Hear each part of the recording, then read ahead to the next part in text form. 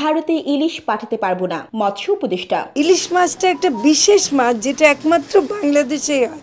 এটা রপ্তানির চাইতে বেশি আমাদের চেষ্টা করতে হবে দেশের মানুষ যেন ইলিশ মাছটা পায়, এবং সেটার দামটা অহেতুকভাবে বাড়ানো কোনো মতে যুক্তিসঙ্গত না, এবং দেশের মানুষকে না খাইয়ে বাইরে পাঠানো আমি কোনো মতে অ্যাপ্রুভ করি না।